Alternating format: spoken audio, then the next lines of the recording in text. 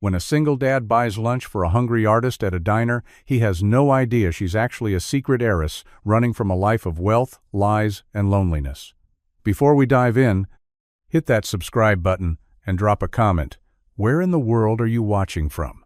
The diner smelled like burnt toast and brewed coffee comforting, if a little tired. The linoleum floors squeaked under Michael's boots as he stepped inside, shaking the cold from his jacket. He gave a familiar nod to the cook behind the counter, who raised a spatula in lazy acknowledgement, then slid into his usual booth near the window. From here, he could keep an eye on the hardware store across the street and still be close enough to get Jack from school if needed. It was routine, quiet, predictable, until he noticed her. She was sitting alone in the far corner, hunched over a sketchbook, one hand moving quickly across the page, while the other clutched a half-empty coffee mug like it was the only thing keeping her grounded. Her coat was too thin for the weather, sleeves fraying at the edges. A knit beanie covered most of her hair, but a few strands of dark auburn escaped, curling slightly around her cheeks. She looked young, but not carefree. There was a tiredness about her, like life had pressed a thumb into her and hadn't let up. Michael didn't usually notice people. He had too much on his plate. But something about her caught him, not her looks, though she was pretty in that worn-out kind of way, but the way she kept glancing at the menu without touching it, then returning to her sketch. Like she was trying to ignore her hunger. Like she'd been trying to stretch that one cup of coffee for longer than anyone should. The waitress came over and filled his mug, same as always. Michael leaned in slightly. "Hey, what's the girl in the corner had?" The waitress shrugged. "Just coffee. Came in about an hour ago. Hasn't ordered anything else." He glanced over again. She didn't look up. "Add a breakfast plate to my tab," he said. "Nothing fancy, just something warm." "You got it." The plate arrived 10 minutes. Later, scrambled eggs, toast, and a couple strips of bacon and was quietly delivered to the girl's table.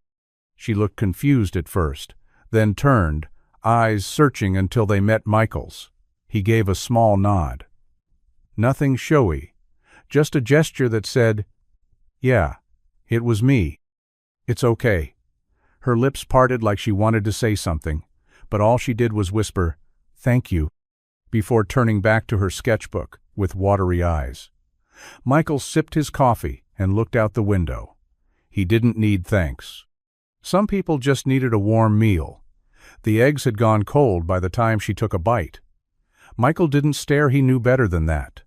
But he caught glimpses. The way she hesitated before picking up the fork, the way she tucked her sketchbook closer to her side like it held something too private to be seen. She ate slowly, almost cautiously, as if unsure whether the kindness came with strings. He sipped his coffee, pretending to read the news on his phone, though the screen had long since dimmed. Outside, the wind stirred the last of the amber leaves along the sidewalk, brushing them against the glass with soft, scraping sounds. Inside, the diner was quiet, save for the low murmur of a radio and the occasional clink of silverware. Eventually, she stood. He didn't look up right away, giving her the space to approach or not. But then her boots creaked softly on the linoleum near his booth. "Hey," she said, voice low but steady. Michael met her gaze. Up close, her features were more striking, sharper somehow, but softened by fatigue. Her eyes were a clear gray, rimmed with faint shadows, and held a flicker of something he couldn't name. "I just wanted to say thank you," she said, "for the breakfast." He nodded. "You looked like you needed it." "I did." Her smile was small, but sincere. "Most people would have just looked the other way," Michael shrugged. "Most people are busy. Doesn't mean they're bad." She hesitated, glancing down at her fingers. Her nails were short, chipped paint smudged along one thumb. "I'm Sophie, by the way." "Michael." They stood in that quiet for a moment longer, neither quite sure where to take the conversation. Sophie shifted her weight. "I'll pay you back. I've been having a rough patch." "No need," Michael said gently. "Just take care of yourself." Something flickered in her expression, gratitude maybe, or something closer to disbelief. She gave a small nod, then walked out, the bell over the door chiming softly behind her. Michael watched her go, then turned back to his coffee. He didn't expect to see her again, but part of him hoped he would. The morning started like most others do early, too cold, and already running behind. Michael stood in the narrow kitchen of their small apartment, trying to butter toast with one hand while flipping Jack's hoodie right side out with the other. The toaster popped behind him just as the coffee maker gurgled its last breath. He reached for both at once and somehow managed to burn his finger in the process.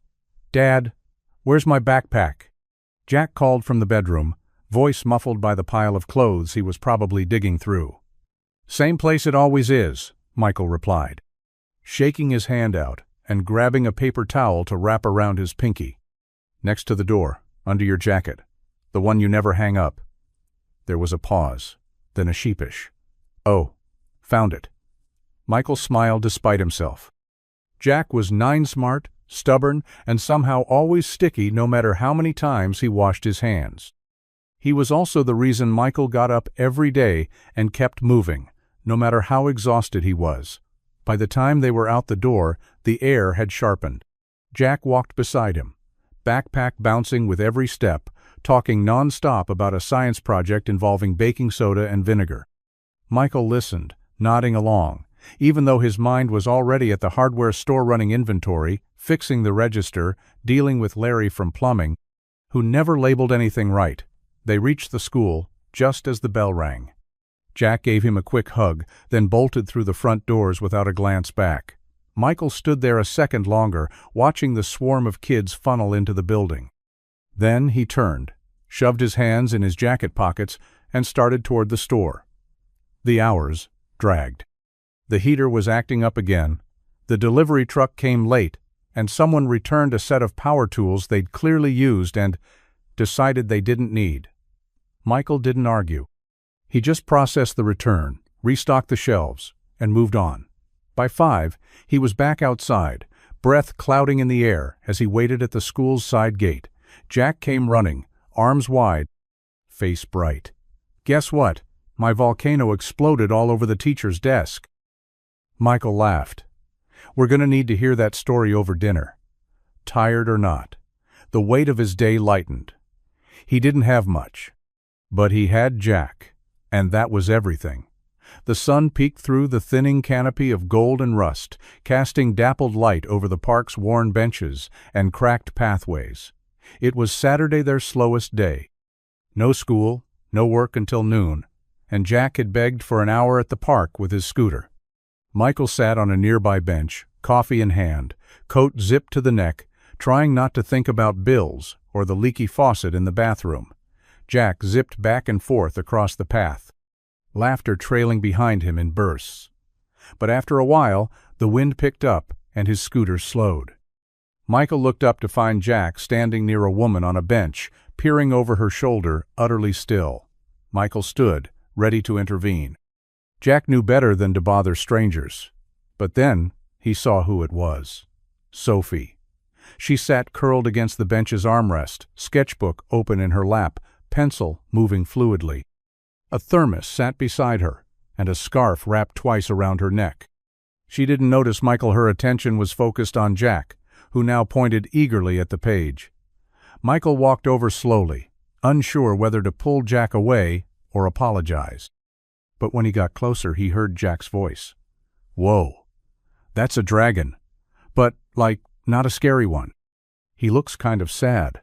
Sophie smiled, glancing up at Michael briefly, then back to Jack. "He's not scary, he's just tired. He's been flying around the world trying to find where he belongs." Jack crouched beside the bench. "Does he find it?" Sophie shrugged. "I'm still figuring that part out." Jack sat down cross-legged without asking, eyes wide as Sophie flipped the page and began a new sketch.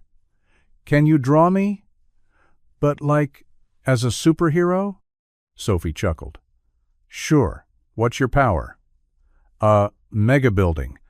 I can build whole cities with my hands." "Sounds messy," she said, pencil already moving. Michael watched from behind, arms crossed, unsure what to make of it. Jack didn't usually warm up to strangers that fast. But there he sat, still as stone, grinning as Sophie brought his idea to life in graphite lines. When she finished, she tore the page out gently and handed it to him. "Super Jack," she said. Jack looked up at her like she'd just handed him the moon. "Can I show my dad?" Michael stepped forward, nodding slowly. "Looks like I've got some serious competition in the creativity department." Sophie smiled at him, not shy, but careful. "He's got a good imagination." Michael nodded. "Gets it from his mom." The smile faltered just a little, but she recovered quickly.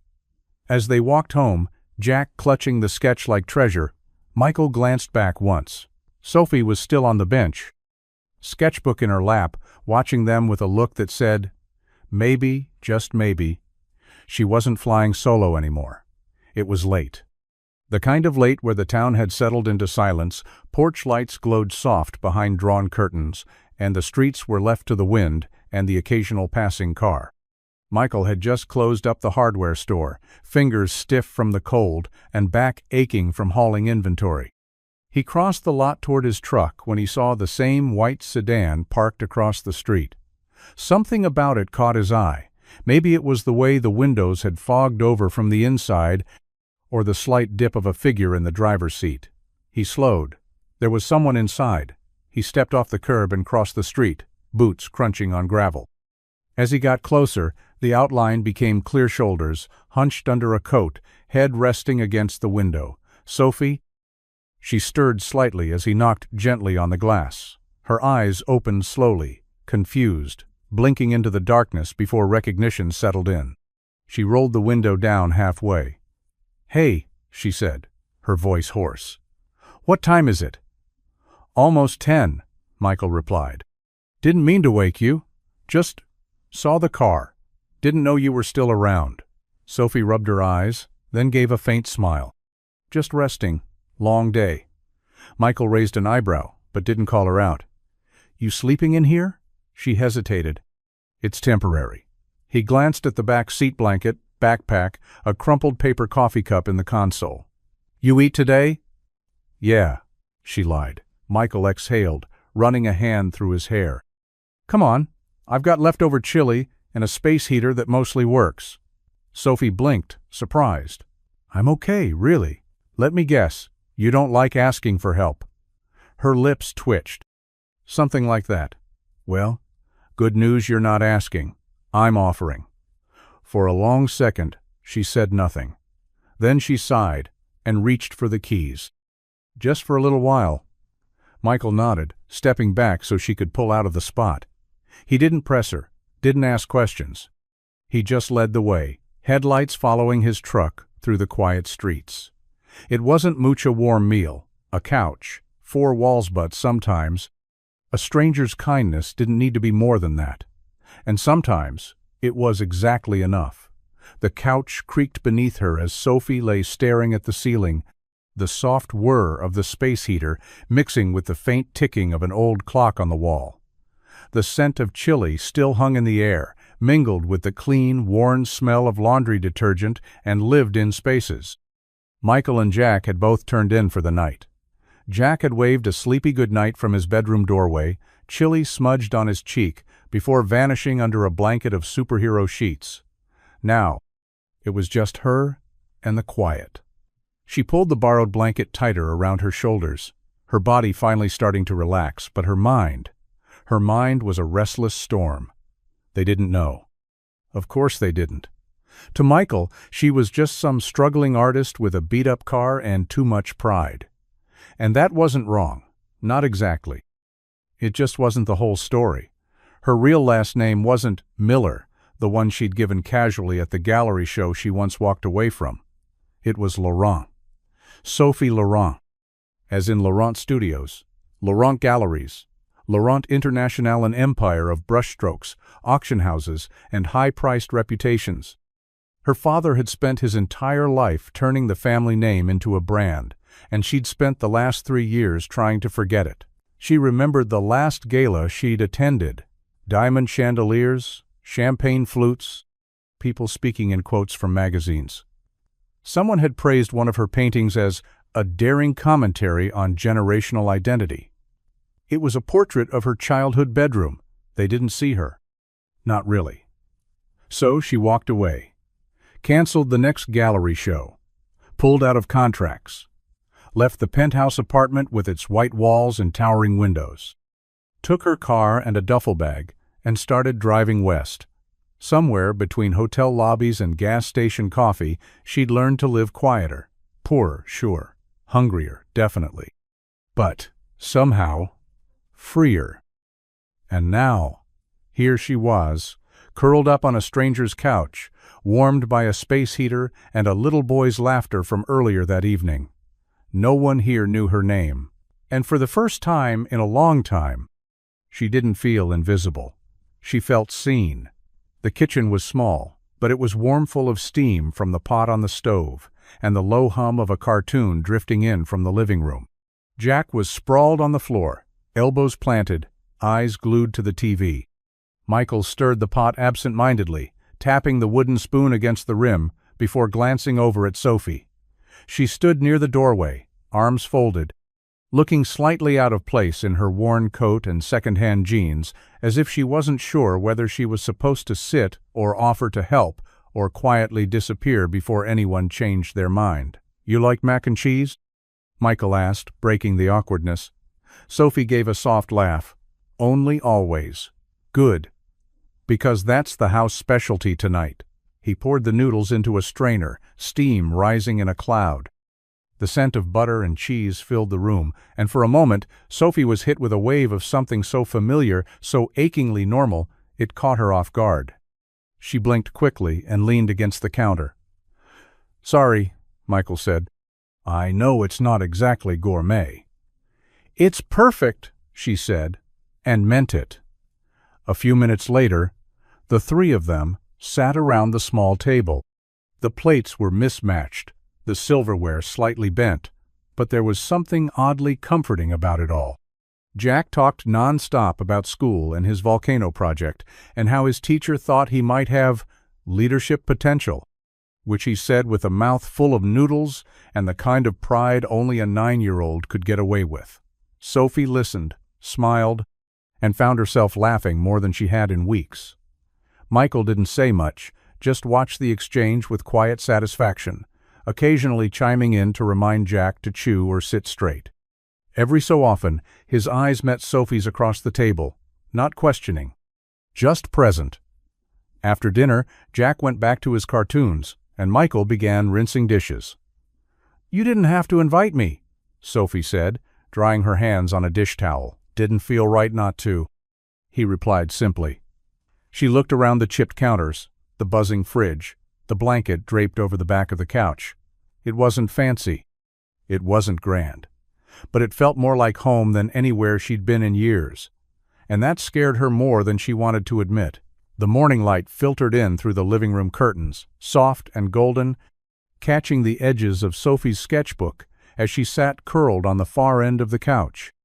Jack was already off to school, Michael gone to open the hardware store, and the apartment had settled into a comfortable silence.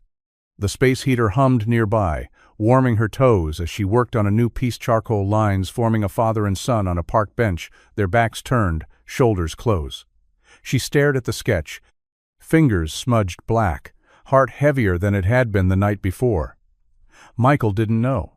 He didn't know that the girl sleeping on his couch wasn't just a struggling artist, trying to get by with side sketches and spare change. He didn't know about the Laurent fortune or the multi-million-dollar galleries that still had her work under lock and key, waiting for her to return and reclaim her throne in the art world. He didn't know that her disappearance had sparked rumors in the art scene, everything from rehab to rebellion.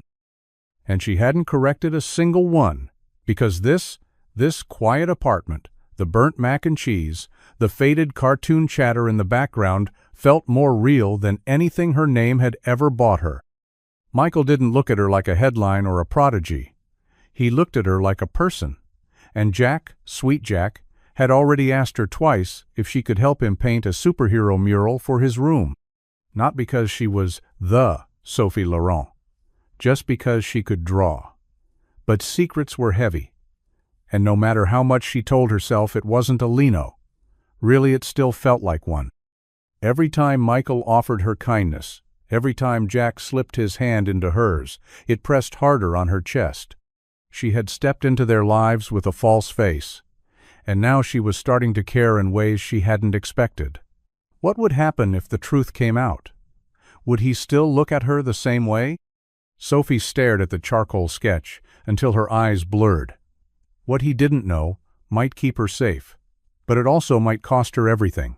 The days began to blend together, not in a dull way, but in that comforting, slow rhythm only small towns seem to know. Morning walks to school with Jack.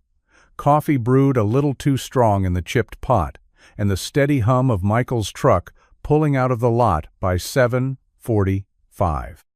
Sophie found herself waking earlier, not because she had to, but because it felt right to. She'd begun sketching in the corner of the living room, her legs tucked beneath her, the window cracked just enough to let in the crisp scent of autumn. The space became hers in a quiet, borrowed kind of way. She never said as much, and Michael never made it official. But every morning there was a clean mug set beside the coffee pot. Every evening, Jack handed her a crayon and asked if she'd draw with him before dinner. Little things. Soft welcomes. At first, she tried to keep her distance to stay out of the way. But distance was hard to maintain when Jack started leaving his comic books near her sketchpad, or when Michael made enough food for 3 without saying a word. Routine pulled her in like a tide. During the day, she'd help around the apartment. Nothing dramatic, just dishes here and there, sweeping when she could. Once, she folded a basket of laundry Michael had left half-finished on the couch, and the next day, without a word, he left another one there. She took it as a quiet thank you. Evenings became her favorite. Jack would chatter about his day, while she sketched superheroes with capes twice their body size, and Michael would listen from the kitchen as he stirred pasta or reheated leftovers. They'd all eat together, sometimes in front of the TV, sometimes at the table. It wasn't formal. It wasn't perfect, but it was warm. Sophie found herself laughing more, smiling without catching herself first. She hadn't done that in a long time. And while she still hadn't told them everything, still wore her past, like a sealed envelope, at the bottom of her bag, she was starting to feel something terrifying. She was starting to feel like she belonged. It started with a school project. Jack was sitting cross-legged on the living room rug, laptop propped open, his brows furrowed in concentration. "We're supposed to bring in something about inspiration," he said, tapping away. "So I thought I'd do mine on art, because of you." Sophie, curled nearby with her sketchbook balanced on her knee, looked up in surprise. "Because of me?" "Yeah," he said casually. "You're the best artist I've ever met. Mr. Clark said we should find an artist we admire, so I figured, why not someone I actually know?" Her heart twisted in her chesticle parts, warmth and panic. "That's really sweet, Jack." He grinned, not catching the tension in her voice. "I couldn't find anything when I searched Sophie, though. So I just looked up artists who draw like you." That made her stomach drop. "Wait, what did you search?" Jack turned the laptop toward her. On the screen was a painting soft watercolor tones, light and shadows folding into one another, 2 children holding hands at the edge of a train platform. Her painting, one she'd done 3 years ago under the name S.L. Arlen, her pseudonym when she was still showing in curated galleries. "Look at this one," Jack said, scrolling. "This guy Arlen, or whatever kind of paints like you, don't you think? This one sold for 18-0. Whoa. Sophie froze. Every cell in her body told her to smile, nod, play it off. But her hands tightened around her pencil, knuckles pale. "Yeah," she said carefully. "I've seen their stuff before. Pretty wild, right?" Jack nodded, already moving on, distracted by another piece. "Do you think you could paint like that someday?" Sophie forced a small laugh. "Maybe, if I get really lucky." He grinned and clicked the lid shut. "I'm totally going to show your sketches to Mr. Clark tomorrow." "Sure," she said quietly. "Just keep it between us, okay?" Jack didn't even question it. Of course. But as he bounded off to get ready for bed, Sophie sat frozen, heart pounding. She couldn't let Michael find out, not yet. Not like this. Because once he knew, everything simple, everything real about this life might disappear. The rain came fast-stone of those sudden, sideways storms that slammed against windows and turned sidewalks into streams. By the time Sophie made it back from her walk, her coat was soaked through, hair clinging to her face in damp curls. She fumbled with the keys Michael had started leaving for her under the mat, the cold biting at her fingers. Inside, the apartment was dim and warm, the scent of grilled cheese lingering in the air. Jack was curled on the couch in a blanket cocoon, watching a cartoon with wide eyes and a half-eaten apple in hand. Sophie closed the door behind her and kicked off her shoes with a wet slap. "Guess I missed the forecast." Michael looked up from the kitchen, where he was drying dishes. He gave her a quick once-over, brow lifting. "You think?" She laughed, shaking out her arms. "I'll be fine, just a little damp." "You're shivering." "I'm good, really.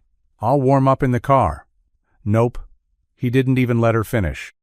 "You're not sleeping in that tin can with weather like this. The roof leaks. I've seen it." Sophie hesitated. She didn't like taking more than she already had. This couch, this food, this space in their lives, it was all borrowed, even if they didn't treat it that way.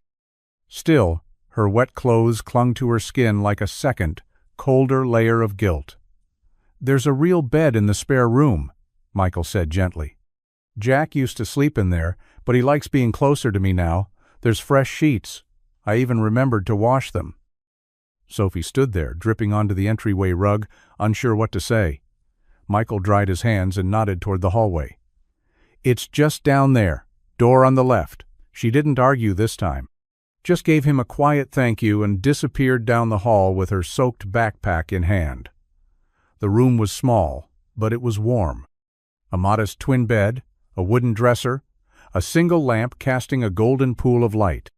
She peeled off her wet clothes, changed into something dry, and sat on the edge of the bed. The rain tapped steadily against the window. It had been years since she'd fallen asleep in a place where she felt safe, where no one wanted anything from her, where someone offered a bed, not because of her name or reputation, but because she was cold, because she mattered. She lay back, pulled the covers over her chest, and closed her eyes. For the first time in a long time, home didn't feel so far away.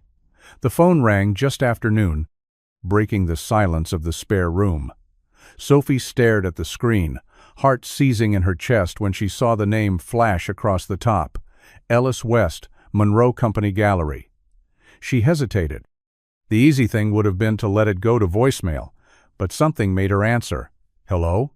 "Sophie," Ellis said, voice smooth and practiced, like nothing had changed. "God, it's good to hear your voice." She leaned back on the edge of the bed, her fingers tightening around the phone.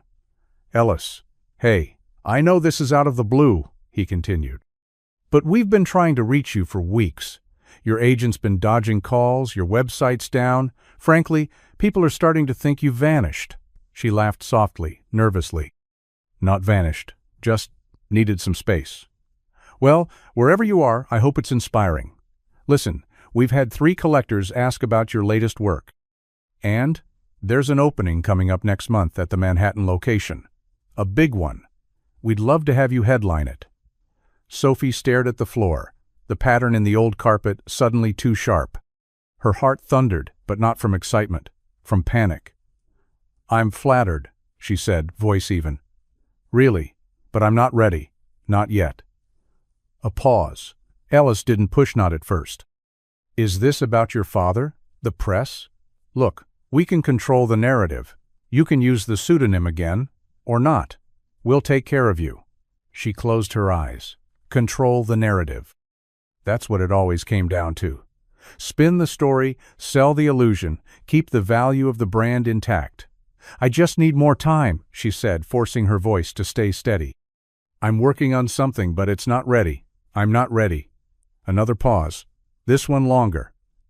"All right," Ellis said. "But Sophie, they haven't forgotten you. People still care. Just don't stay hidden forever." When the call ended, she set the phone on the bed beside her and stared at the worn, Hand-drawn superhero sketch Jack had taped to the wall. She could go back tomorrow and reclaim everything. But for the first time, she wasn't sure she wanted to. The apartment smelled faintly of smoke and sugar, never a good sign. Michael stood at the stove, holding a rubber spatula like it might surrender if he just glared hard enough. The cake was, well, it was technically a cake. Sort of. More of a lopsided sponge with a crater in the center and edges that looked dangerously close to charcoal. Jack's birthday banner drooped from one end of the wall, and a handful of dollar store balloons floated near the ceiling, bobbing with every draft. Jack wouldn't be home from school for another hour, and Michael was already on Plan D. He wiped flour from his jeans and muttered to himself, "How do people mess up boxed cake mix?" From the doorway, Sophie tried to hide her laugh. "Want me to be honest or supportive?" Michael turned, holding up the smoking pan like evidence. "Brutally honest. It looks like a meteor hit a sponge." He smirked and set the pan down with a sigh. "I wanted it to be perfect. Last year, I forgot to buy candles and we ended up using tea lights from the emergency kit. Sounds kind of charming. Jack still brings it up every time we go near the candle aisle." Sophie walked to the table, where a stack of art supplies was spread out. She'd been working on something quietly for the past 2 days, disappearing into her sketchbook every time Jack went to bed. Now, she pulled out a flat, square package wrapped in brown craft paper, tied with a bit of twine. "This won't save the cake," she said, "but I think it might still make his day." Michael raised an eyebrow. "What is it?" "Wait and see." When Jack came through the door, backpack slung low and cheeks red from the cold, he was met with shouts of "Happy Birthday!" and a round of off-key singing. He spotted the cake and gave Michael a sympathetic pat on the back. "It's okay, Dad, you tried." But when Sophie handed him the gift, everything else faded. He unwrapped it carefully, revealing a hand-painted scene him in full superhero gear, arms outstretched, flying above a glowing city skyline. "Super Jack saves the day," it read in bold letters at the bottom. Jack didn't say anything at first. He just stared, wide-eyed. Then he sniffled. "It's the coolest thing anyone's ever made me." Michael glanced at Sophie. She shrugged, but there was a softness in her eyes. The cake may have flopped, but that painting? It hit every mark. The rain had stopped, but the air still carried the scent of damp concrete and wet leaves. Inside, the apartment was quiet. Jack had fallen asleep hours ago, curled up in a blanket burrito after a day filled with birthday sugar and laughter. The last candle from the lopsided cake flickered on the kitchen counter, casting a warm, flickering light over the room. Michael opened a bottle of wine he'd been saving for some forgotten occasion, the kind with a twist-off cap and a label that promised more heart than flavor. He poured 2 mismatched glasses and handed one to Sophie, who sat cross-legged on the couch, paint still faintly smudged on her wrist. "To Jack?" he said, raising his glass. Sophie clinked hers softly against his. "To meteor cakes and superhero birthdays." They drank in silence for a while. The wine was tart and cheap, but it went down smooth enough. Outside, the wind rustled the trees, but in the apartment, the world felt still. Sophie stared at her glass, then at the flickering candle. "Do you ever wish you could just start over?" she asked quietly. Michael looked at her. "Every day." She smiled, but it didn't reach her eyes. "I used to think I had everything figured out. I had money, status, recognition. People treated me like I mattered. But none of it felt real. It was like I was living inside someone else's idea of success." Michael didn't interrupt. He just listened. "I walked away from it, left without telling anyone. Didn't even say goodbye." She laughed softly, bitter and tired. "My dad said I was throwing my future away, but I think I just wanted to see who I was without the safety net." He leaned back, one arm draped over the edge of the couch. "That takes guts." Sophie glanced at him, surprised. "Most people would call it running." "Sometimes running is surviving," Michael said. "Sometimes it's just getting far enough away to breathe." She looked down at the rim of her glass, words trembling on the edge of her lips. But the rest of the truth stayed locked behind her teeth. She wasn't ready for him to know everything. Not yet. For now, the silence between them was enough. Not heavy.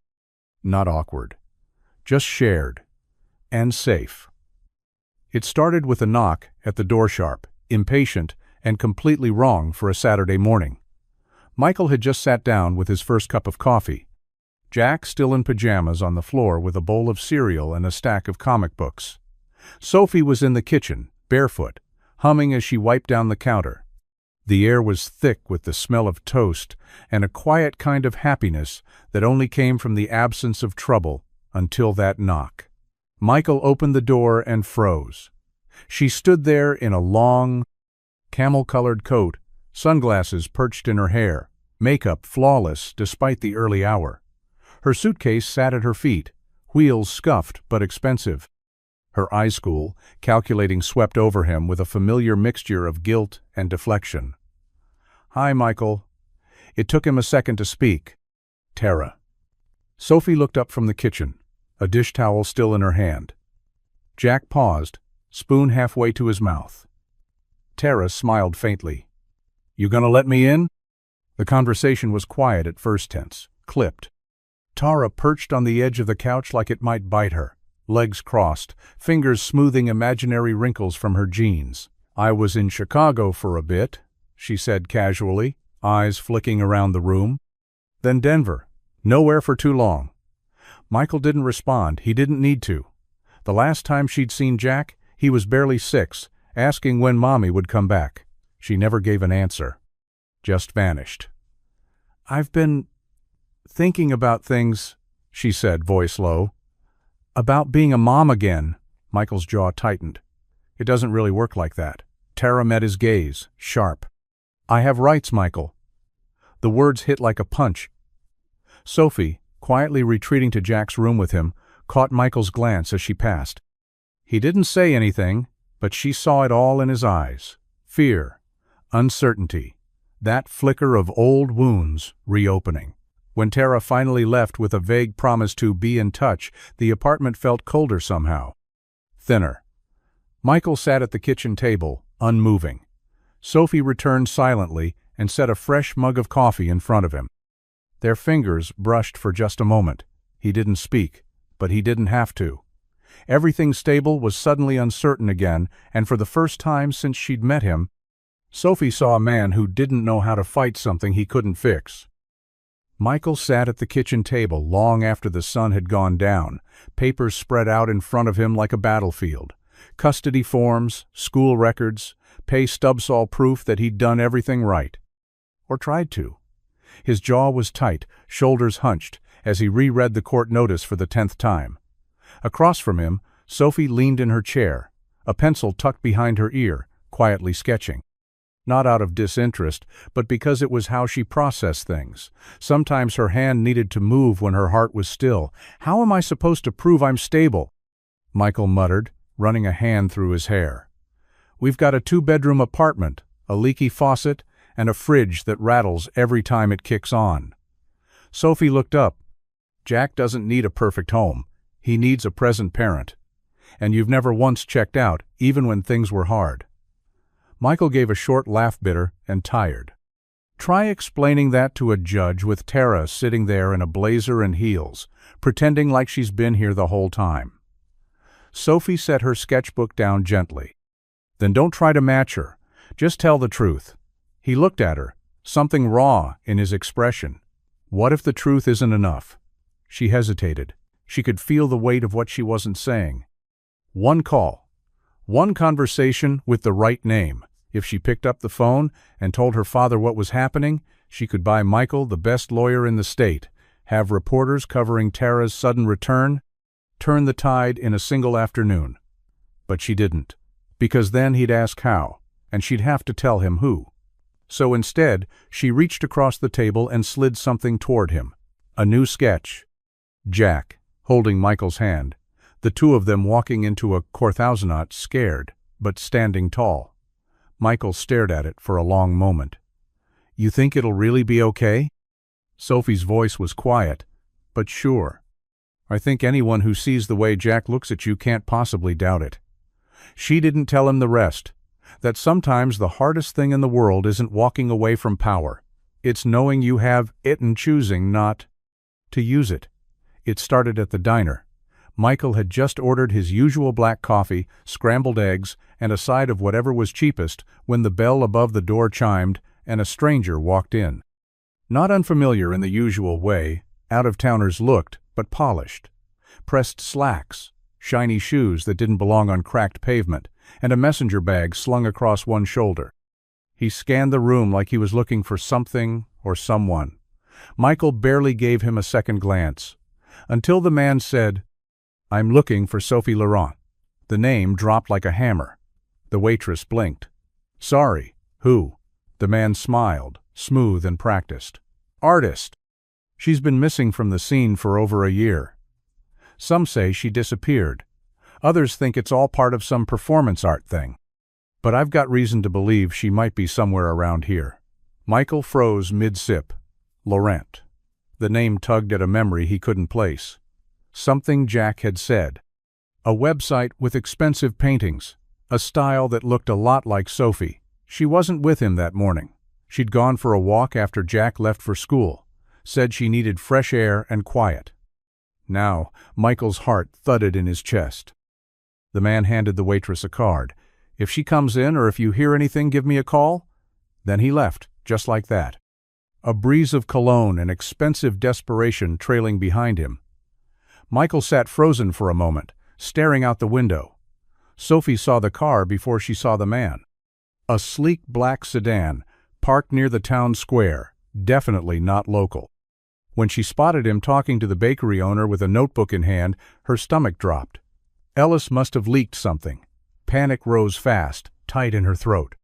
She ducked into the alley behind the bookshop and pressed her back against the brick wall, heart pounding.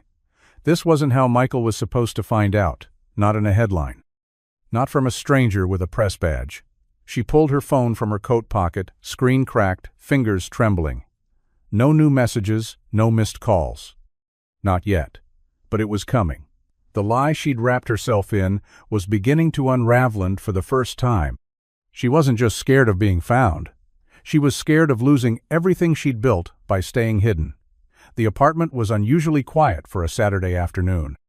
Rain tapped steadily against the windows, and somewhere in the kitchen, the old fridge kicked on with a familiar rattle. Michael sat on the couch, legs stretched out, flipping through a stack of mail he already knew was mostly junk. Jack sat cross-legged on the rug, his tablet balanced on his knees, face lit by the blue glow of the screen. "Dad," Jack said suddenly, not looking up. "Come look at this." Michael set the envelopes aside and leaned over. "What is it? Another cat video?" Jack grinned. "No, this painting. Look." He turned the screen toward him, and Michael leaned in. It was a watercolor soft edges and deep contrast. Two figures standing on a balcony, backs to the viewer. City lights sprawling out in blurred gold below them. There was something haunting about it. Beautiful. Familiar. "The artist is S.L. Arlen," Jack said proudly. "That's the name I told you about before. Doesn't it look like Sophie's work?" Michael squinted at the signature. The same curling lines. The same way the light bled into shadow. He didn't answer right away. Jack kept scrolling. "Look, there's more. This one's called Weightless. It sold for like 20 grand. Can you believe that?" Michael sat back slowly, his heart thudding louder than the rain outside. The paintings, every one of them, had Sophie's fingerprints. Not literally, but in the feeling, the emotion, the quiet sadness tucked behind every brushstroke. He reached for his phone and searched the name. S.L. Arlen is the pseudonym of Sophie Laurent, heiress to the Laurent Art Foundation and daughter of famed gallery magnate Vincent Laurent. He stopped reading. The room seemed to still. Jack had already moved on to another video, but Michael sat frozen, the screen glowing cold in his hand. Sophie Laurent. Not Sophie Miller. Not the struggling artist who'd shown up in a beat-up sedan. An heiress. A ghost from the elite world of art collectors and velvet ropes. And she'd been here all along, living in his spare room, eating mac and cheese, helping Jack with his drawings, never saying a word. He stood slowly, phone still in his hand, and looked toward the hallway where Sophie had gone to lie down an hour earlier. And, for the first time since she arrived, Michael didn't know who she really was. She heard the front door close harder than usual, the kind of slam that wasn't quite angry but wasn't accidental either. Sophie sat up on the bed, her sketchbook slipping off her lap and thudding onto the floor. Something in the air had shifted. When Michael walked into the room, he didn't speak right away. He stood in the doorway, phone in hand, shoulders stiff, jaw tight. "You could have told me," he said finally, voice low but sharp enough to cut. Sophie froze. "Michael, Laurent," he interrupted. Sophie Laurent, heir to a gallery empire, featured in international exhibits, $20,000 paintings. That's Sophie Laurent. She stood, heart pounding. "It's not what you think." "No?" he asked, a bitter edge creeping into his voice. "Because it kind of feels like I've been a project, like maybe you wanted to see how the real people live for a while. Paint a few gritty pieces, get a little inspiration from the poor mechanic and his kid." Her face crumpled. "That's not what this was.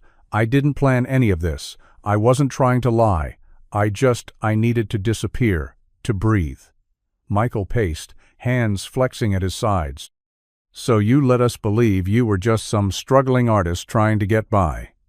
Let Jack fall in love with the idea of you. Let me—" He trailed off, shaking his head. "You made us think we knew you." "You do know me," she said, voice cracking. "The girl who drew superheroes with your son, who ate burnt cake and laughed at your awful jokes, who felt safe here for the first time in years." That was real. He looked at her, eyes full of something she couldn't name. Disappointment. Hurt. "I opened my home to you," he said. "I let you into my life. And I didn't deserve that," she whispered. "But I didn't come here to deceive you. I came here to stop being someone I never chose to be." For a long moment, neither of them spoke. Finally, Michael exhaled and stepped back from the doorway. "I need space, Sophie." The way he said her real name felt heavier now. Final. She nodded, tears welling but unspilled. He walked away, without looking back. And for the first time since she'd arrived, Sophie felt like a stranger in the place that had once felt like home. The city skyline rose like glass and steel bones against the gray sky, polished and cold. Sophie leaned her head against the window of the Blacktown car as it glided through the familiar streets of Manhattan, each turn scraping against something raw inside her. The world she had left behind was still here unchanged, untouched by the months she'd spent in a quiet town, full of honest people and second-hand warmth. She hadn't said goodbye. Michael had barely looked at her when she packed the last of her things. Jack had been at school. She'd left a sketch on his desk, Super Jack, with his cape fluttering in the wind, standing on top of a cartoon mountain, her number scribbled in the corner. But she hadn't expected a call. The doorman greeted her by name as if nothing had happened. The elevator hummed, mirrors gleaming, and when she stepped into the penthouse, it smelled exactly the Sam Lemon polish, linen, the faintest trace of whatever luxury candle her father insisted on burning year-round. Nothing out of place, no trace she'd ever left. Vincent Laurent was already in the sitting room, reading the Times with a glass of expensive scotch untouched on the table beside him. He didn't rise, just glanced over the top of the page. "So," he said, "done finding yourself?" Sophie didn't respond. She dropped her bag by the door and crossed the room slowly, every step echoing louder than it should. "You're trending again," he added, folding the paper. "Some reporter says you were hiding out in the Midwest, posing as a nobody. I assume that's true." "I wasn't posing," she said quietly. "I was living." He gave a dry chuckle. "Living where the rent is 3 digits and everyone owns a truck? Come on, Sophie." She sat, suddenly exhausted. "They were good people, Dad. Kind, honest, and broke," he added. "You had a future here. You still do. Ellis wants to schedule an exclusive. We can spin Brand the whole disappearance as a sabbatical. Artists love mystique." She stared out the window. The city pulsed below millions of people, none of them knowing who she'd become. She had the life most people dreamed of, and she had never felt less like herself. But for now, she was back. Back to silk gowns and gallery lights. Back to being Sophie Laurent, the name the world admired. Even if her heart was still in a diner in a small town that didn't know her name at all. The gallery buzzed with the low hum of champagne flutes, murmured critiques, and the soft shuffle of polished shoes over marble floors. Spotlights cast halos on white walls, each painting framed in sleek black, spaced just far enough apart to make each feel sacred. The crowd was thick with familiar faces, critics, collectors, socialites, dressed like walking editorials. But Sophie stood apart, tucked near a corner, with a glass of untouched Prosecco, heart hammering beneath her designer dress. She hadn't wanted to do this, but she had to. Her father called it a comeback. Ellis called it a career resurrection. The press called it the reawakening of S.L. Arlen. But Sophie called it the family I found. Each canvas on the wall told a story. Not loud or abstract, but quiet, intimate moments captured in watercolor and charcoal. Jack in superhero pajamas, cape too long, grinning at something just outside the frame. Michael, sitting at a kitchen table in the morning light, face half-shadowed, strong hands wrapped around a chipped coffee mug. The living room with a flickering cartoon on the screen and two silhouettes on large, one small leaning shoulder to shoulder on a couch, too small for either of them to stretch out. None of it was posed. None of it was from photographs. She had painted from memory. From the ache of what she had lost and the warmth of what she had stumbled into, people walked by the pieces, murmuring words like intimate, human, and devastatingly warm. A well-known collector turned to Ellis and whispered, "Who are they?" gesturing toward a portrait of Michael tying Jack's shoes. Ellis shrugged. "She won't say. Told me they're no one anyone knows." Sophie heard him. She said nothing. Because they weren't no one. They were everything. At the center of the room stood the final piece larger than the rest. A quiet scene. A woman standing in a doorway, suitcase in hand, watching a man and boy laugh in the kitchen, unaware she's there. The light hits the boy's face just right, joyful, open. The man's back is turned, mid-motion, a dish towel slung over his shoulder.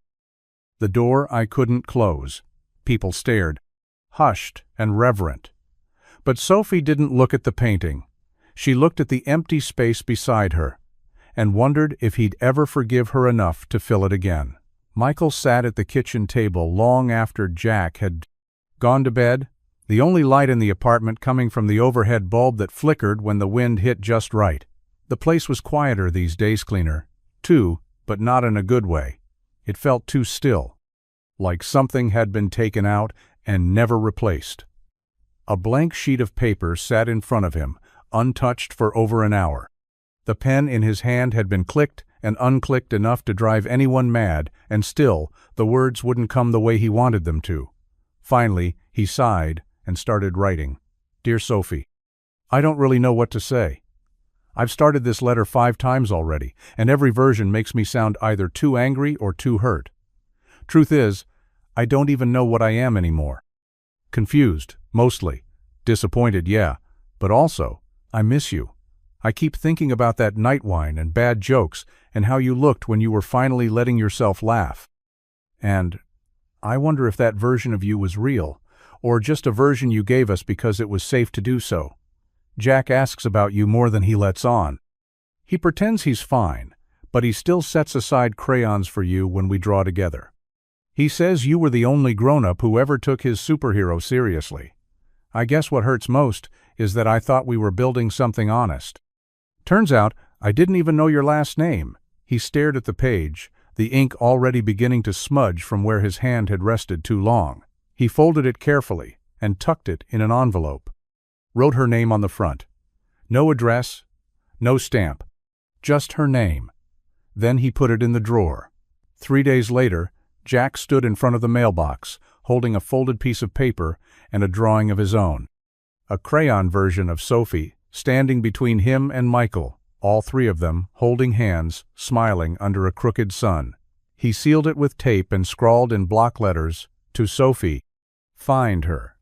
Then, with the unwavering faith only a child could muster, he slipped it into the mailbox and slammed the door shut.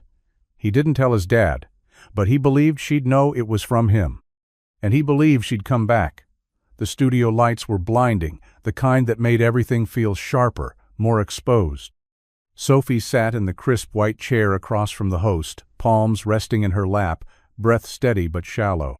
She wore a simple black dress, her hair swept back, no flashy jewelry or makeup tricks, just herself, the real version, or as close to it as she could manage on national television. Across from her sat Marla Roevitran, host, equal parts empathy and edge, known for her quiet, surgical way of getting to the truth.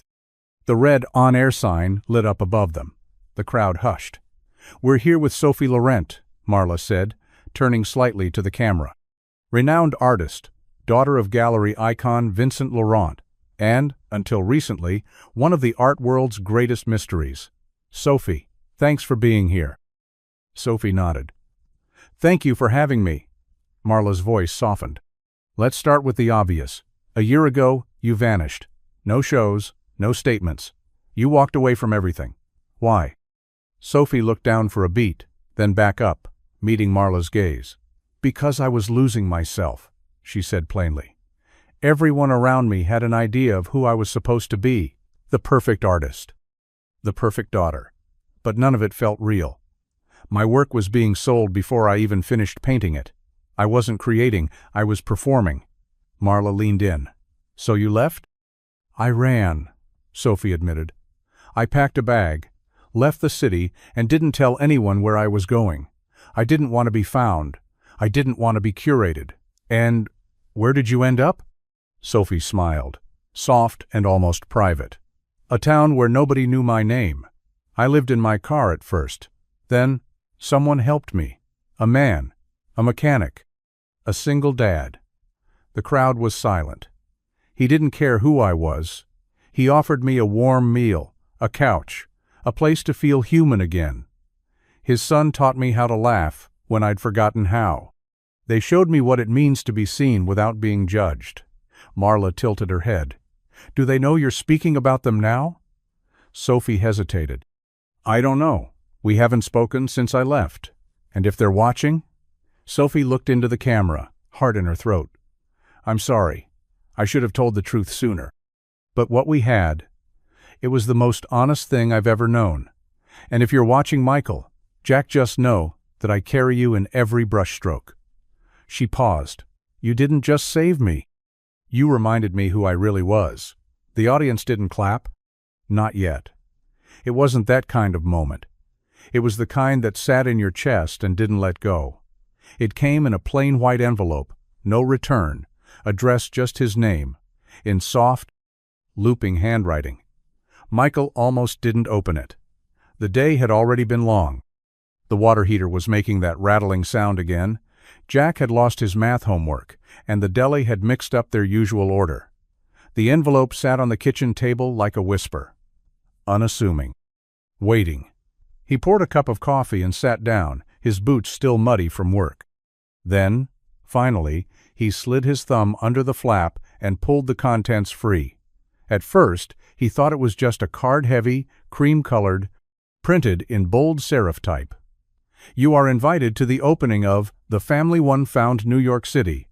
7 p.m., March 12, Laurent Gallery. Private reception." His breath caught. He stared at the words, unsure if they made him angry or heartbroken. Then something else slipped out of the envelope. A photograph. No, not a photograph. A scan of a drawing. Jack's drawing. The same one he'd watched Jack fold up and tuck into an envelope months ago, insisting it needed to be mailed. Sophie had it, but it wasn't crumpled anymore. It had been restored, cleaned, even framed digitally bordered in soft brushstrokes, the colors bright and untouched. Below the image, a new title had been added in careful printed lettering. "My Real Family, Jack, age 9. Beneath it, in the corner, Sophie had signed her own name, Not S.L. Arlen. Not initials or pseudonyms. Just Sophie. Michael stared at it for a long time. The little stick figures holding hands. The sun too big in the corner. Her crooked smile drawn in purple crayon. It was the kind of thing only a child would think to send, and only someone who understood its meaning would keep. He set the invitation down slowly, pressing his palm over the drawing like it might steady him. He didn't know what he felt, but he knew one thing for sure. She remembered, and she still wanted him to see. The bus hissed as it pulled away from the Bussen of Road Breidadadat. Curb, leaving behind a cloud of dust and diesel. Sophie stood on the edge of 4th Street, duffel bag slung over her shoulder, her breath curling in the cool morning air. The town looked smaller than she remembered, but somehow more alive. The kind of quiet that didn't feel empty, just settled, familiar. No cameras followed her. No publicist waited with an itinerary. No press. Just her. She adjusted the strap on her shoulder and started walking, boots crunching over the sidewalk cracks she'd memorized in silence months ago. The bakery still had that crooked "open" sign in the window. The barbershop's red and white pole spun lazily. Someone down the block was mowing a lawn far too early. Everything was the same, except her. She'd traded the silk and spotlights for denim and second chances. Her coat was old now, her hair pulled into a loose bun that didn't try too hard, and she didn't wear her name like a mask anymore. As she passed the diner, her steps slowed. The same booth in the corner sat empty. She could almost see herself there, head down, sketchbook in hand, hoping no one would ask too many questions. Back then, she'd been running from something. Now, she was walking toward it. She crossed the street to the apartment building, heart thudding louder with each step. It was early. Michael might still be asleep. Jack may be getting ready for school. She didn't know if she'd knock. Didn't know if she'd be welcome. Didn't know if it was too late. But she was here. Not with headlines or explanations. No press release. No big gesture. Just a duffel bag. And hope. She paused at the foot of the stairs and looked up at the door she'd walked through so many times before. Her fingers brushed the strap of her bag. For the first time in a long while, she wasn't running. She was coming home, if they'd let her. The knock on the door came just after sunrise, soft, almost hesitant. Michael was in the kitchen, pouring cereal into a bowl, still bleary-eyed and unshaven. Jack sat at the table, kicking his legs and humming some tune he'd half made up. When the knock came again, quieter this time, Michael froze. It wasn't the kind of knock you got from a neighbor. It was the kind that carried weight. He opened the door slowly, heart already bracing. There she was. Sophie stood on the landing, her duffel bag slung over one shoulder, the same coat from months ago buttoned up to her chin. She looked older, somehow more tired around the eyes. But there was something different, too. Softer, settled. Like she'd finally made peace with something inside herself. "Hi," she said, voice barely above a whisper. Michael didn't move, didn't speak. Sophie swallowed. "Two didn't come here to make things complicated. I just wanted to see if—" She glanced past him toward the hallway. "If Jack's okay." Behind Michael, there was the quick shuffle of socked feet on wood. Jack peeked around the corner and froze. For a second, no one moved. Then Jack bolted forward, arms flailing like wings. "Sophie!" Before Michael could react, Jack barreled into her, nearly knocking the bag from her shoulder. Sophie dropped to her knees, arms catching him like muscle memory, and for a moment, it was as if nothing had changed. "I missed you so much," Jack breathed into her shoulder. "I kept your sketchbook. I knew you'd come back." He pulled it from behind his back. A little tattered now, the edges worn soft, a few pages dog-eared from too much love. Sophie blinked fast, holding it like a fragile artifact. "You kept this?" "Of course I did," Jack said, beaming. "It's yours." Michael watched them, arms crossed over his chest, a knot tightening in his stomach. The sight of them together stirred something complicated, relief, maybe, and something close to fear. When Sophie finally stood, eyes flicking to his, She didn't step forward. She didn't dare. "I'm not asking for anything," she said. "I just needed to see you both, and to say I'm sorry, in person." Michael's jaw worked, but no words came. It wasn't forgiveness. But he hadn't shut the door. The sky outside had shifted to that soft orange-gray of early evening, the light spilling into the apartment like a slow breath. Dinner plates sat untouched on the table, Michael's half-eaten sandwich, Jack's crusts, Sophie's glass of water still full. She was gone again for now just a walk, she'd said. Time to let them talk. Her duffel bag remained by the door. Michael sat on the edge of the couch, elbows on his knees, hands clasped. Jack sat cross-legged across from him on the rug, the sketchbook in his lap, fingers tracing the grooves of Sophie's pencil lines. His face was unreadable quiet, but not confused. Not entirely. Michael took a breath. "You got questions, bud?" Jack nodded slowly. "Why didn't she tell us who she really was?" Michael looked at the boy, so much older in the eyes than his years. "I think sometimes people hide parts of themselves because they're scared. Not scared of us. Just scared of not being enough. Or scared of being too much." Jack frowned. "But she didn't have to lie." "No," Michael said gently. "She didn't. But adults grown ups we don't always get it right. We mess up, even when we care." Jack looked down at the sketchbook. "I don't care that she's famous.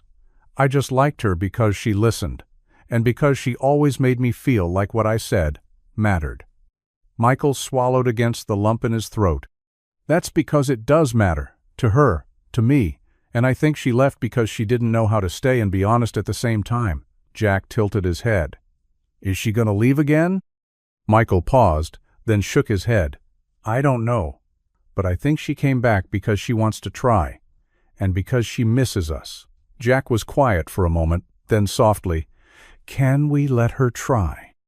Michael leaned back, gazing at the ceiling for a long moment. "Yeah, kiddo, I think we can." Jack smiled, small but certain. "I'm glad, because I think sometimes when grown-ups mess up—" Michael looked at him. "Yeah? They fix it, if they really want to."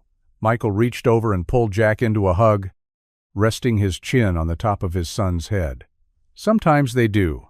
The clink of silverware and the low hum of laughter filled the small apartment again, not loud, not forced, just steady, familiar. Sophie sat across from Michael at the dinner table, Jack between them, scooping up pasta with far too much grated cheese and barely any sauce. The TV was off. The world felt far away. The same wobbly table, the same flickering overhead light, the same mismatched plates, but everything had changed. Conversation came in easy waves. Jack talked about school, how he'd won a game of foursquare at recess, how Ms. Carter let him stay in from gym to draw. Sophie listened closely, smiling at all the right parts, her hands wrapped around a chipped blue mug of tea. Michael watched them both, his eyes softer now, though still guarded. Trust didn't rebuild overnight. When dinner was cleared and Jack retreated to the living room with his sketchbook, Sophie reached for the worn canvas tote she'd left near her chair. She hesitated, fingers tightening slightly on the strap, then pulled something out, a wrapped, flat rectangle about the size of a serving tray. "I brought you something," she said, her voice quiet. "It's not much, but I started it the night after we met. Finished it a few weeks ago." Michael raised a brow. "You've been painting?" "Always, even when I didn't know what I was painting for." She slid the package across the table. He opened it slowly, peeling back the craft paper to reveal a canvas, framed in a simple wooden edge. It was The Diner on 4th Street. The painting captured that moment perfectly. The rain-slick sidewalk outside the diner window, her in the corner booth, eyes low over a sketchbook, steam curling up from a coffee mug. And him, just barely visible in the reflection on the glass watching her, offering warmth before he even knew her name. Michael stared at it for a long time, then back at her. "You painted this?" Sophie nodded. "That night changed everything for me. It reminded me what real kindness looks like. And what I'd been missing." Michael swallowed, looking back at the canvas. "It's beautiful," he said finally. She smiled. So was that moment. No one said anything for a while after that. They just sat there in the golden kitchen light, the hum of the space heater in the corner, and the soft scratching of Jack's crayons filling the quiet. And for the first time since she came back, it didn't feel like starting over. It felt like continuing something worth keeping. The night had settled soft and still over the town, wrapping the apartment in the kind of quiet that asked for honesty. Jack was asleep, his door cracked just enough to hear the faint rhythm of his breathing. The dishes were done, the painting of the diner now resting on the wall above the couch, looking like it had always belonged there. Michael stood by the window, arms crossed, staring out at the dark street. Sophie sat on the edge of the couch, hands folded, the room between them filled with things unsaid. "I never meant to lie," she said softly. "I didn't even mean to stay at first. It was supposed to be a week, just somewhere to be invisible for a while." Michael didn't move. "But then you and Jack, you made it impossible to leave." He exhaled slowly. "You had a whole other life, and you didn't think we deserved to know." "I didn't think I deserved you." The words came fast, raw. "You were good, real. I thought if I told the truth, it would ruin everything. And maybe it did." Michael finally turned to face her. His eyes weren't cold, but they were tired. "It wasn't the name, Sophie. It was the choice to hide it." She looked down. "I know." Silence stretched between them like a tightrope. Michael walked to the chair across from her and sat down, elbows on his knees. "I've been thinking a lot about second chances." She looked up, surprised. "They're not something people hand out," he said. "Not really. They're something you choose. Every day. Even when it's hard." Sophie's voice cracked. "Are you saying this is a choice?" "I'm saying, if we do this," he said, "it's not about who you were before. It's about who you are now. And if I let you in again, I need to know you're here, not hiding." "Not halfway." She nodded slowly, tears brimming. "I am. I'm here." He reached for her hand, his fingers brushing hers, tentative but real. "I don't know if love's supposed to be easy," he said. "But I think it's supposed to be honest." She squeezed his hand gently. "Then let's start there." And in the space between old wounds and new hope, they chose each other carefully, imperfectly, but completely. Morning light filtered through the kitchen blinds, casting golden stripes across the floor. The smell of coffee lingered in the air, mingling with the soft clatter of Jack pouring cereal, his quiet humming filling the space like background music. Michael leaned against the counter, arms folded, watching Sophie stir milk into her mug like she'd done it 100 times before. Because she had. She was barefoot, hair still damp from the shower, wearing one of Jack's old t-shirts she'd borrowed to sleep in. And somehow, she looked more herself now than she ever had in the gallery lights or that black dress on national TV. There were no walls left. No performance. Just her. And it scared the hell out of him. Not because he didn't want her here, but because he did. Because he'd started building a life again. Brick by careful brick, and he wasn't sure what it would mean if she walked away a second time. He cleared his throat. Sophie looked up, surprised at the sudden seriousness in his eyes. "I've been thinking," Michael said, setting his mug down with a quiet clink, "about everything." She waited, tension flickering behind her calm expression. She'd been waiting for this. "You came back," he said. "Not with excuses, not with cameras, just you. I didn't want a second chance unless you wanted me to have one." He nodded. "Well, I do." Sophie blinked, startled. "You do?" "But this time," he continued, voice steady. "No secrets, no halves. You stay because you choose Tono, because you're hiding. And if you want a home, it's here, with us." Her lips parted, a breath catching in her throat. "Are you sure?" Michael looked over at Jack, who had paused his cereal mission to eavesdrop from the hallway, his wide eyes hopeful. "Yeah," Michael said. "I'm sure." Sophie crossed the room slowly, duffel bag still by the door where she'd dropped it days ago, untouched. She took Michael's hand, warm and solid, and held it like something she'd never let slip again. Then, "I'm home," she whispered. And for once, it wasn't a decision made out of fear or flight. It was a decision made from love, from staying.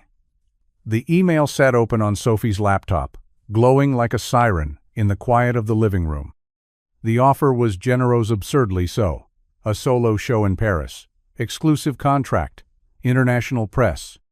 The kind of deal most artists would give anything for. She read it 3 times, then closed the screen. Outside, the late spring air stirred through the open window. The sounds of the town moved at their own gentle pace, bikes on sidewalks, a distant lawnmower, the bark of a dog chasing birds that didn't care. Sophie looked around the apartment. Her sketchbook was on the coffee table, Jack's crayons scattered next to it. In the corner, Michael's boots were kicked off beside the door. Laundry sat in a basket, unfolded. Life. Real, unglamorous life. And for the first time, it felt enough. Later that day, she stood in the community center, talking with the director, a soft-spoken woman named Carol, who had run after-school programs here for 20 years on a shoestring budget and a whole lot of heart. Sophie brought out a rough proposal. An art program for kids, free, supplies included. Weekly classes with room to grow. "I can fund it myself," Sophie said, honest and steady. "And I want it under my real name. No hiding, no stage persona, just me." Carol blinked. "You're the Sophie Laurent?" "I am," Sophie said, smiling. "But around here, I'd rather be just Sophie. Michael's Sophie, Jack's drawing buddy, the one who makes too much mess with tempera paint." They shook hands right then and there. By the time Michael picked Jack up from school, Sophie was already home, sleeves rolled up, paint on her hands, a flyer half designed for the Little Canvas Project. Jack immediately volunteered to help with the logo. Michael kissed the top of her head as he passed behind her. "You said no to Paris?" he asked, only half joking. Sophie nodded. "I said yes to something better." Because she finally understood something no gallery had ever taught her. Home wasn't a spotlight, or a penthouse, or a name written on a white wall under perfect lighting. Home was paint-stained floors, shared meals, laughter from the next room. Home wasn't a place, it was people. The bell over the diner door jingled, just like it always had. Michael stepped inside first, brushing a few raindrops from his jacket. Sophie followed, her scarf loosened around her neck, cheeks flushed from the cool spring air. Between them, Jack darted ahead to their usual booth, the one by the window where the light spilled in just right and the table still bore the faint marks of 1,000 meals and 100 crayons. He climbed into the seat and pulled a small box of colored wax sticks from his backpack, already peeling the paper from a blue one with focused determination. "I'm drawing all 3 of us this time," Jack announced. "And I'm giving you both capes," Sophie laughed, sliding into the seat beside him. "What color's mine?" "Red," Jack said without hesitation, "like the kind that means strong." Michael sat across from them and shook his head with a smile. "I get the feeling mine's going to be brown." "Dark green," Jack corrected, tongue peeking out as he concentrated. "Like trees, like steady." The waitress, same one from over a year ago, smiled as she dropped off menus. "Back in your corner booth again, huh?" Sophie smiled back. "Some things are worth repeating." The diner hadn't changed, much the cracked vinyl seats, the hum of the coffee machine, the way time seemed to slow just a little here, but everything else had. Sophie had a paint smudge on her wrist from earlier that morning, another class full of loud, joyful kids with wild imaginations. Michael had a calloused hand resting near his mug, still stained from work, but more relaxed now, steadier. And Jack? He was thriving, his laugh louder, his drawings brighter, his world safer. They ordered the same things as Beffer eggs, toast, too much bacon. But this time, no one was pretending. They talked about the art show at the community center, about Jack's latest school project, about nothing and everything. And when Jack held up his finished drawing 3 stick figures, arms outstretched, each wearing a cape that billowed in different directions, Sophie felt something tighten in her chest. Joy. Not fleeting. Not borrowed. Real. Michael looked at the drawing, then at her. "It's not perfect," he said, teasing. "No," Sophie said softly, "but it's ours." And as the rain tapped softly against the diner window and Jack leaned against her shoulder, crayons scattered across the table, Sophie smiled. The canvas wasn't blank anymore. It was full of mess and color and love. And this time, they were painting it together.